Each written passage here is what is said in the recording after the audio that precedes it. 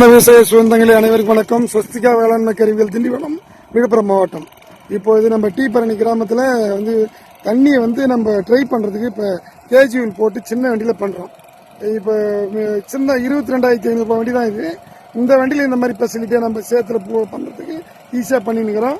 எல்லாரும் வாங்கி எப்படி ட்ரை பண்ணுறதுக்காக வந்து கேஜிகளை யூஸ் பண்ணி நம்ம பண்ணுறோம். இந்த தண்ணி நின்னா அந்த கண்ணெல்லாம் அழிவிடுன்றாங்க.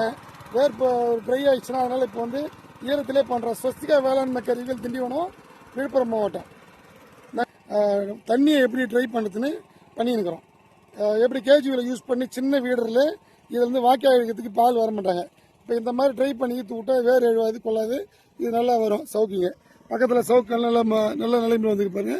மேலே இந்த மாதிரி பண்ணோம், இது ட்ரை ஆயிடுச்சு. இந்த சின்ன மிஷினை யூஸ் பண்ணி இதை தண்ணி ட்ரை பண்ணுற வேலை பண்ணுறோம். இப்போ தண்ணி பண்ணும்போது இதை லைவாக காமிக்கிறேன். இப்படி மாதிரி ஒரு கேஜியில் போட்டு சின்ன ரெஜிரை ஆல்ட்ரு பண்ணி நம்ம பண்ணும்போது இதில் இருக்கிற தண்ணி பூரா ட்ரை ஆயிடுச்சுன்னா சீக்கிரமாக கண் வந்து நமக்கு வந்து நல்ல நிலைமையில் அந்த மாதிரி சவுக்கியாக மாறிடும்.